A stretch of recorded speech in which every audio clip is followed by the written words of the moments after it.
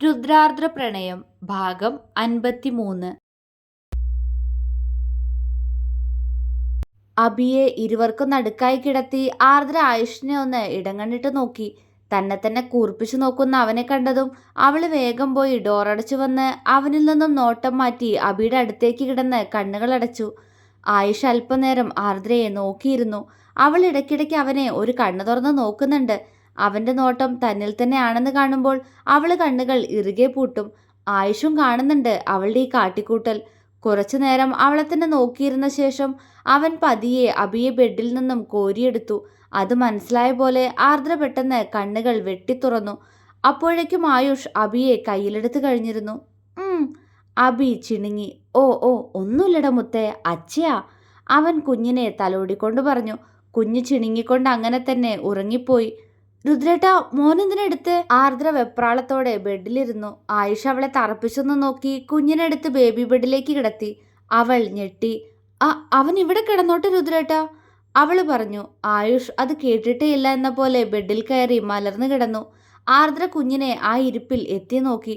മുന്നോട്ടിനി എങ്ങനെയെന്നോർത്ത് നെഞ്ചിങ്ങനെ വല്ലാതെ മിടിച്ചു പൊട്ടുന്നുണ്ട്. എനിക്കരികില് കുറച്ചു നേരം പോലും കിടക്കാൻ നിനക്ക് താല്പര്യമില്ലെങ്കിൽ മോനെ പോയി എടുത്തോ.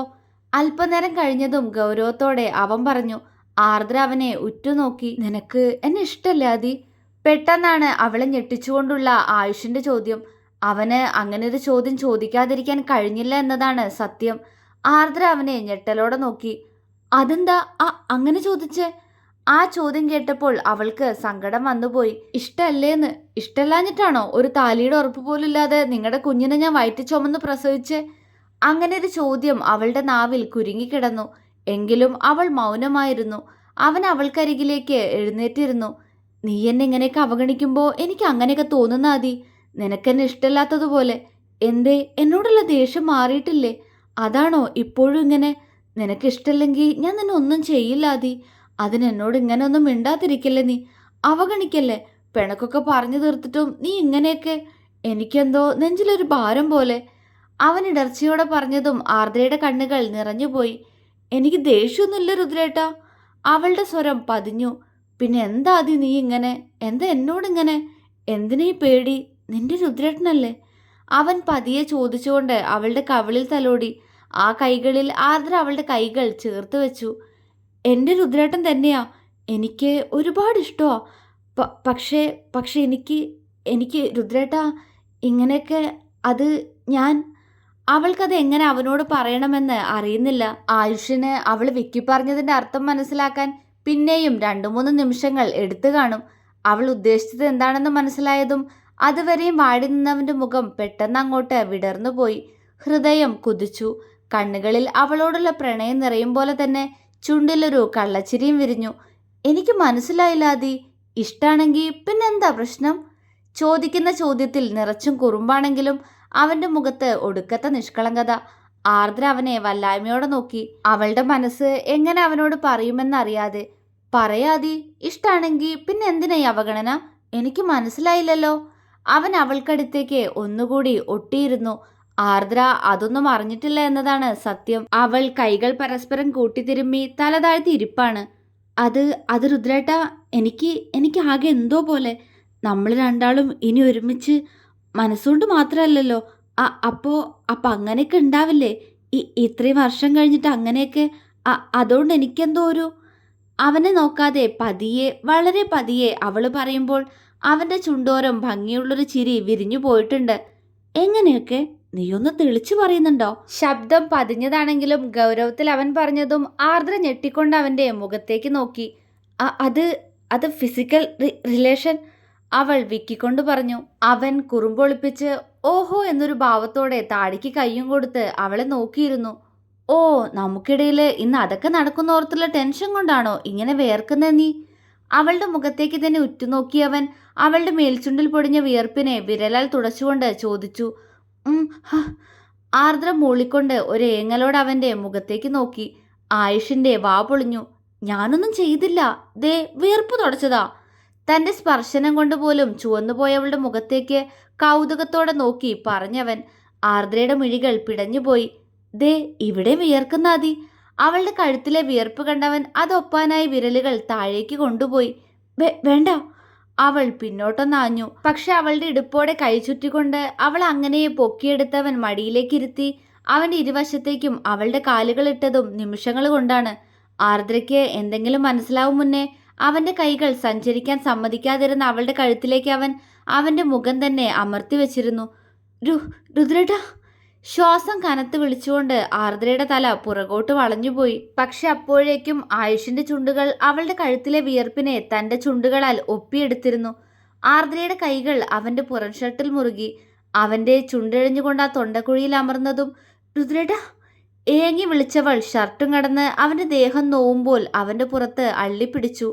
ആയുഷിന് വേദനിക്കുകയും ചെയ്തു. പക്ഷെ അവളുടെ ഗന്ധം, അവളുടെ രുദ്രേട്ട എന്ന വിളി, അവളിലെ ശബ്ദത്തിന്റെ മാറ്റം എല്ലാം അവനെ മറ്റൊരു ലോകത്തേക്ക് എത്തിച്ചിരുന്നു എന്നതാണ് സത്യം. ആദി! അവളുടെ കഴുത്തിലൂടെ ചുണ്ടിഴയ്ക്കുമ്പോൾ അവൻ വിളിച്ചു. കണ്ണുകൾ കൂമ്പിക്കൊണ്ടവൾ മൂളി. നമ്മൾ ആദ്യമായിട്ടല്ലല്ലോ ആദി ഇങ്ങനെയൊന്നും. പിന്നെ എന്തിനിപ്പോൾ ഒരു പേടി? ഞാനല്ലേ? അവൻ മന്ത്രണം പോലെ ചോദിച്ചു. അതിനും അവളൊന്ന് മൂളി. ആയുഷിന്റെ കൈകൾ അവളുടെ ടോപ്പിനകത്തൂടെ അവളുടെ അണിവയറിൽ പരതി. അവളൊന്ന് കുറുകി. എന്തിനാദി ഇങ്ങനെ പെടയുന്നേ? എനിക്ക് നിന്നെ കാണാൻ തോന്നുന്ന ആദി. ഒരു മദ്യത്തിന്റെ ലഹരിയില്ലാതെ നീ എന്ന ലഹരി മാത്രം മുങ്ങിത്താഴാൻ തോന്നുന്നു. അവന്റെ ശബ്ദം ആകെ മാറിത്തുടങ്ങി. ഇരുവരുടെയും ശരീരത്തിൽ തന്നെ എന്തൊക്കെയോ മാറ്റങ്ങൾ പ്രകടമായി. ആർദ്ര നെഞ്ചിടിപ്പോടെ അവന്റെ തലമുടിയിൽ അള്ളിപ്പിടിച്ചു. തരുമോ ആദി? എനിക്ക് നിന്നെ തരുമോ? എൻ്റെ കറുത്തമ്മ തരുമോ? അവൻ മോഹമടക്കാൻ വയ്യാതെ ചോദിച്ചുകൊണ്ട് കഴുത്തിൽ ഒന്നുകൂടി ചുംബിച്ച് മുഖമുയർത്തി അവളെ നോക്കി. അവൾ ആകെ ചുവന്നൊരു പൂ പോലെ ആയുഷിന്റെ സകല കൺട്രോളും തെറ്റിക്കുന്നു. അവന്റെ അടിവയർ ഒന്നാകെ തുടിക്കുന്നു. ആദി! ശ്വാസം പോലെ വിളിച്ചവൻ അവളുടെ കവിളുകളെ പൊതിഞ്ഞു പിടിച്ചു. അവൾ അവന്റെ കണ്ണുകളിലേക്ക് നോക്കി. നീ എന്നെ ഭ്രാന്ത് പിടിപ്പിക്കുന്ന ആദി. എനിക്ക് എന്തൊക്കെയോ തോന്നുന്നു, എന്തൊക്കെയോ ചെയ്യാൻ തോന്നുന്നു. ഇനിയും ക്ഷമയില്ലാത്തതുപോലെ. അവന്റെ കണ്ണുകൾ വല്ലാത്തൊരു മോഹത്തോടെ അവൾക്ക് നേരെ നീണ്ടു. രുദ്രേട്ടാ! അവന്റെ വാക്കുകൾ ആ പെണ്ണിലും എന്തൊക്കെയോ മാറ്റങ്ങൾ വരുത്തിയിരിക്കുന്നു. ഇനിയും ഞാൻ ഇങ്ങനെ നോക്കിയിരിക്കണോ ആദി? നിന്നെ മുന്നിൽ കാണുന്ന ഓരോ നിമിഷവും എനിക്ക് എന്നെ തന്നെ കൺട്രോൾ ചെയ്യാൻ പറ്റുന്നില്ല. അത്രയ്ക്ക് ബുദ്ധിമുട്ടുന്നടി ഞാൻ. നീ ഇട്ടിരിക്കുന്ന ഈ വേഷമൊക്കെ വലിച്ചെറിഞ്ഞ് നിന്നിലേക്ക് പടരാൻ തോന്നുന്നു. ആയുഷിന്റെ വാക്കുകൾക്കും കൺട്രോൾ ഇല്ലാതായി തുടങ്ങി. അവളോട് എന്തൊക്കെ തോന്നുന്നോ അതെല്ലാം അവളോട് പറയാൻ തോന്നി. ഇങ്ങനൊന്നും പറയല്ലേ? അവള് പെട്ടെന്ന് അവന്റെ വാപുത്തി. അവൻ ആ കയ്യിൽ പെട്ടെന്ന് അമർത്തി ചുംബിച്ചതും പിടഞ്ഞുകൊണ്ട് അവൾ കൈകൾ പുറകിലേക്ക് വലിച്ചു. ഇനി വെയ്യന്റെ പെണ്ണെ എനിക്ക്, അവൻ കെഞ്ചി. ആർദ്ര മിണ്ടിയില്ല. പക്ഷേ പെട്ടെന്ന് അവനടുത്തേക്ക് ചാഞ്ഞു വന്നവൾ അവന്റെ ചുണ്ടിൽ അമർത്തി ചുംബിച്ചു. ആയുഷ് ഞെട്ടിക്കൊണ്ട് അവളുടെ മുഖത്തേക്ക് നോക്കി. എനിക്കും രുദ്രേട്ടന്റെ കൂടെ അങ്ങനെയൊക്കെ ആഗ്രഹമുണ്ട്. പക്ഷേ ഇത്രയും കാലത്തിന് ശേഷം എനിക്ക് നാണാ. അതാ, അല്ലാതെ എനിക്കൊരു കുഴപ്പമില്ല. അവൾ തുടുത്ത മുഖത്തോടെ പറഞ്ഞതും ആയുഷിന്റെ കണ്ണുകൾ വല്ലാതെ വികസിച്ചു പോയി. കൈകൾ അവളുടെ ഇടുപ്പിൽ നോവും വിധം തന്നെ അമർന്നു. നാണൊക്കെ ഞാൻ മാറ്റിത്തരാം. ഞാൻ എടുത്തോട്ടെ? എൻ്റെ ആദിയെ ഞാൻ എടുത്തോട്ടെ? ചോദിക്കുന്നതോടൊപ്പം അവൻ അങ്ങനെ തന്നെ ചാഞ്ഞുകൊണ്ട് അവളെ ബെഡിലേക്ക് കിടത്തി. ഞാൻ രുദ്രേട്ടൻ്റെ അല്ലേ? അവളുടെ സമ്മതം അവൾ അറിയിച്ചത് അങ്ങനെയാണ്. ആയുഷ് ചുണ്ടുകൾ കടിച്ചു പിടിച്ചൊന്ന് ചിരിച്ചു. പിന്നെ ഒട്ടും ക്ഷമയില്ലാത്തതുപോലെ അവളുടെ ടോപ്പ് അഴിച്ചു മാറ്റാൻ നോക്കിയതും അവൾ വെപ്രാളത്തോടെ അവൻ്റെ കൈ പിടിച്ചു വെച്ചു. ആദി! ആയുഷ് ചിണുങ്ങി. ഇങ്ങനെ ധൃതി എന്തിനാ? നാണം കൊണ്ട് വാക്കുകൾ വിറച്ചു. നിന്നെ കാണാനുള്ള ആവേശം കൊണ്ടാ. അന്നുള്ളതുപോലെ തന്നെ ആണോന്നറിയാൻ. ഇതൊക്കെ അഴിച്ചിട്ട് നമുക്ക് സംസാരിക്കാലോ. ഞാനൊന്ന് കണ്ടോട്ടെ. മിണ്ടല്ലേ നീ? അവൻ വല്ലാതെ വീർപ്പ് മുട്ടുന്ന ശബ്ദത്തോടെ പറഞ്ഞതും ആർദ്രയുടെ നെഞ്ചിടിപ്പ് കൂടി. അതിന്റെ ഫലമായി മാറിടം വല്ലാതെ ഉയർന്നു താഴ്ന്നു. പക്ഷേ ആ കൊതിമൂത്ത ചെക്കനെ വശം കെടുത്തി കളഞ്ഞ ആ നീക്കത്തിൽ അവന്റെ കൈകൾ പെട്ടെന്ന് ആ മാറിടത്തിൽ അമരുകയും ചെയ്തു. ആർദ്ര വിറയലോടെ അവനെ മിഴിച്ചു നോക്കി. പക്ഷേ അവന്റെ കണ്ണുകളിലെ ഭാവം ആർദ്ര വിയർത്തുപോയി. ആദി എന്നൊരു മുരൾച്ചയോടെ അവൻ അവിടെ തഴുകി തുടങ്ങിയതും ആർദ്ര ബെഡിൽ കിടന്നു പിടഞ്ഞു. അവളിലെ ടോപ്പ് തലവഴി അഴിച്ചു മാറ്റിയവൻ അവളെ നോക്കിയതും ആർദ്ര കുറുകിക്കൊണ്ട് കൈകളാൽ അവളുടെ ശരീരം മറച്ചു പിടിക്കാൻ ശ്രമിച്ചു.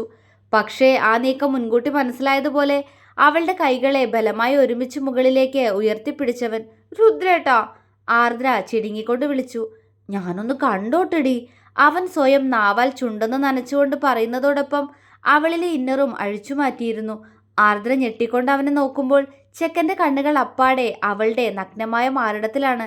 ആർദ്രയ്ക്ക് എന്തെങ്കിലും ഒന്ന് പറയാൻ കഴിയും മുന്നേ അവൻ്റെ മുഖം അവിടേക്ക് അമർന്നുകൊണ്ട് അവിടുത്തെ രുചി അറിഞ്ഞു തുടങ്ങിയിരുന്നു. രുദ്രേട്ടാ! ബെഡിൽ കിടന്നൊന്ന് പിടഞ്ഞു ആർദ്ര. ആയുഷ് മൂളുന്നുണ്ട്. പക്ഷെ അവന്റെ ഒരു കൈ അവളിൽ താളം പിടിക്കുമ്പോൾ ചുണ്ടുകൾ പാൽ രുചി അറിയുകയായിരുന്നു. അവൻ അവളുടെ കൈകളെ മോചിപ്പിച്ചു. അവളുടെ മുഖത്തേക്ക് ഉയർന്നു വന്ന് അവളുടെ ചുണ്ടുകളെ കവർന്നെടുത്തവൻ അവളുടെ കീഴ്ചുണ്ടിനെ വിഴുങ്ങിക്കളയുമ്പോൾ അവൻ കടിച്ചു നുണഞ്ഞതും മാറിടത്തിൽ മുറുകിയായിരുന്ന ആ കൈകൾ നൽകുന്ന അനുഭൂതിയിൽ അവനെ തിരികെ ചുംബിച്ചു ആർദ്ര. നാവുകൾ തമ്മിൽ കെട്ടിപ്പുണർന്ന ചുംബനം. ഒടുവിൽ കിതച്ചുകൊണ്ടവൾ അവന്റെ മുഖം പിടിച്ചുയർത്തുമ്പോൾ അത്രയും നേരത്തെ ചുംബനത്തിന്റെ ഫലമെന്നോണം ഉമിനീർ നൂലിടെ പാകിക്കൊണ്ട് ആ ചുംബനം അവിടെ തൽക്കാലം ഒന്ന് അവസാനിപ്പിച്ചവൻ. അവന് പിന്നെയും കാണാനും അറിയാനും കാഴ്ചകൾ ഏറെയാണല്ലോ. പിന്നെയും കഴുത്തും മാറിടവും കടന്നു പോകുന്ന ചുണ്ടുകൾ. വയറിലേക്ക് അവന്റെ മുഖം അരിച്ചിറങ്ങിയതും ഇരുവരിലും പെട്ടെന്ന് ഒരു പിടപ്പ്. ആർദ്ര തലതാഴ്ത്തി അവനെ ഒന്ന് നോക്കി. പക്ഷെ ആയുഷിന്റെ നോട്ടം മുഴുവൻ അവളുടെ വയറിലാണ്. അവന്റെ കൈവിരലുകൾ അവളുടെ വയറിലെ സ്ട്രെച്ച് മാർക്കിൽ തലോടി. അവന്റെ കണ്ണുകൾ കലങ്ങിയത് അവള് കണ്ടു. അവന്റെ കുഞ്ഞുകിടന്ന ഇടമാണത്. ഒരേ നിമിഷം പ്രണയവും കാമവും മറന്നുകൊണ്ട് അവൻ അവളെ ഒന്ന് നോക്കി. അവന്റെ കലങ്ങിച്ചുവന്ന കണ്ണുകൾ. രുദ്രേട്ട, ആർദ്ര ഇടറി വിളിച്ചു. അവനൊന്ന് പുഞ്ചിരിച്ചു. പതിയെ താഴ്ന്നു വന്ന് അവളുടെ വയറിൽ ചുംബിച്ചു. കൊതിയോടെ, അത്രയും ഇഷ്ടത്തോടെ. പക്ഷെ ചുംബനം പൊക്കിൾ ചുഴിയിലേക്ക് എത്തുമ്പോൾ പിന്നെയും ഉടലാകെ പടർന്നു കയറുന്ന വിറയൽ. ആർദ്ര വിയർത്തു തുടങ്ങി. അവളിലെ മറയവൻ പൂർണ്ണമായി നീക്കുമ്പോൾ അവൾ അവനെ വെറുതെ ഒന്ന് തടയാൻ ശ്രമിച്ചു. എനിക്കെന്റെ കറുത്തമ്മ കാണണം. അവനിലെ ഷർട്ടഴിച്ച് വലിച്ചു കളഞ്ഞവൻ വശ്യമായി പറയെ. പിടയുന്ന മിഴികളോടെ അവനോട് വേണ്ടാന്ന് തലയാട്ടിയവൾ. പക്ഷേ അതൊരു എതിർപ്പല്ലല്ലോ. അവളിലെ നാണമല്ലേ. ആ നാണം മാറ്റാൻ അവൻ തയ്യാറുമാണല്ലോ. ശരീരത്തിലെ അവസാന വസ്ത്രവും അഴിഞ്ഞു വീണത് ആർദ്ര അറിഞ്ഞു. കണ്ണുകൾ ഇറുക്കി അടച്ചു കളഞ്ഞവൾ. പക്ഷെ നിമിഷങ്ങൾ കഴിഞ്ഞിട്ടും ആയുഷിന്റെ ശബ്ദമൊന്നും കേൾക്കുന്നില്ല. ആർദ്ര സംശയത്തോടെ കണ്ണുകൾ തുറന്നു. എന്നാൽ ശ്വാസമെടുക്കാൻ പോലും കഴിയാതെ വിടർന്ന കണ്ണുകളാൽ അവിടെ ഒരുവൻ അവന്റെ കറുത്തമ്മയെ കണ്ട് ആസ്വദിക്കുവാണ്. ആർദ്ര ആകെ വിളറിപ്പോയി. ഒരു പുതപ്പ് കിട്ടിയിരുന്നെങ്കിൽ. അവൾ ചുറ്റുമൊന്ന് നോക്കി. ആദി. അതേ സമയം തന്നെ ആയുഷ് അവളെ വിളിച്ചു. എൻ്റെ കറുത്തമ്മയ്ക്ക് മാത്രമേ ഒരു മാറ്റവും ഇല്ലാത്തതുള്ളൂ. അല്ലാതെ എല്ലാം നല്ല മാറ്റമുണ്ട്. ആയുഷ് പറയുന്നതോടൊപ്പം കൈകൾ മറ്റെങ്ങോ അലഞ്ഞതും അവനോട് പറയാൻ ഉത്തരമില്ലാതിരുന്നവൾ കണ്ണുകൾ മേൽപോട്ട് മറിഞ്ഞുകൊണ്ട് ബെഡിൽ കൈ ചുരുട്ടി പിടിച്ചു. അവൻ എന്തൊക്കെയോ ചെയ്യുന്നു. എന്താണത് അവൾക്ക് അറിയുന്നില്ല. പക്ഷെ ഭാരമില്ലാത്തൊരു അപ്പൂപ്പൻ താടി പോലെ പറന്നുയരുന്നതുപോലെ അവൾക്ക് തോന്നി. വല്ലാത്തൊരനുഭൂതി. അവളെ തളർത്തുന്ന ആ ചെക്കൻ. ചൂടുള്ള ചുംബനം പടരുന്ന ഇടങ്ങൾ. ആർദ്രയുടെ മേനി വെട്ടിവിറച്ചുകൊണ്ട് അവൾ അവന്റെ നഗ്നമായ പുറത്ത് അള്ളിപ്പിടിച്ചു. ആയുഷ് ഒരു ചിരിയോടെ അവളെ നോക്കിക്കൊണ്ട് തന്നെ അവനിലെ മറ പൂർണ്ണമായി നീക്കി പതിയെ അവളിലേക്കുള്ള പൂർണ്ണമായ യാത്രയ്ക്കൊരുങ്ങവേ ഇരുവരും പരസ്പരം ഒന്ന് നോക്കി. അന്നും മറക്കാത്തൊരു രാത്രിയായിരുന്നു നീ എനിക്ക് തന്നത്. പക്ഷേ അന്ന് നീ എൻ്റെ ഭാര്യ ആയിരുന്നില്ല ആദി. എന്നാ ഇന്ന് നീ എൻ്റെ ഭാര്യയാ. ഞാൻ സ്വന്താക്കിക്കോട്ടെ നിന്നെ. അവളിലേക്ക് ചാഞ്ഞുകൊണ്ട് ആ ചുണ്ടിൽ മുത്തിക്കൊണ്ട് ചോദിച്ചവൻ. മറുപടിയായി മൂളിക്കൊണ്ടവൾ അവന്റെ നെറ്റിയിൽ മുത്തി. നിമിഷങ്ങൾക്കുള്ളിൽ അവന്റെ യാത്ര തുടങ്ങി. അവളുടെ നെറ്റി ചുളിഞ്ഞുപോയി. കവിളുകൾ വിറച്ചു. തന്നിൽ നിറഞ്ഞാടുന്നവന്റെ ഇടുപ്പിൽ ചുറ്റിപ്പിടിച്ചു ആർദ്ര. അവളുടെ പാദസരത്തിന്റെ കിലുക്കം കൂടി. ഒടുവിൽ എപ്പോഴോ ആദി എന്നും വിളിച്ചൊരു മുരൾച്ചയോടെ അവൻ അവളിലേക്ക് തളർന്നു വീഴുമ്പോൾ രണ്ടുപേരുടെയും കൺകോണിൽ പെയ്യാൻ വെമ്പി നിന്ന മിഴിനീർ. ആർദ്ര അവനെ ചുറ്റിപ്പിടിച്ചു. എത്ര മുറുകെ പുണർന്നിട്ടും മതിയാവാത്തതുപോലെ അവന്റെ കവിളിൽ തുരുതുരെ ചുംബിച്ചവൾ. ആദി. ആയുഷ് പ്രണയത്തോടെ വിളിച്ചു. എനിക്ക് ഒത്തിരി ഇഷ്ടാ.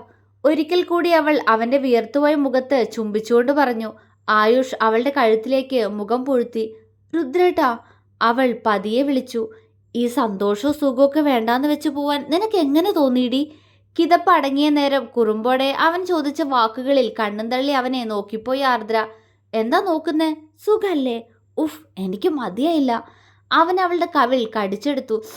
അവൾ എരിവ് വലിച്ചുപോയി. ആയുഷിന്റെ കൈകൾ അപ്പോഴേക്കും അവൻ നേരത്തെ എടുത്ത അവളിലെ അളവെല്ലാം ശരി തന്നെയല്ലേ എന്ന് തൊട്ടും തലോടിയുമൊക്കെ നോക്കുകയായിരുന്നു. ആർദ്ര ആ കൈ പിടിച്ചു വെക്കും തോറും കുറുമ്പ് പിടിച്ചൊരു ചെക്കനെ പോലെ കള്ളച്ചിരിയോടെ അവളിലാകെ കുത്തിമറിയുന്ന തലതെറിച്ചവൻ. തുടരും.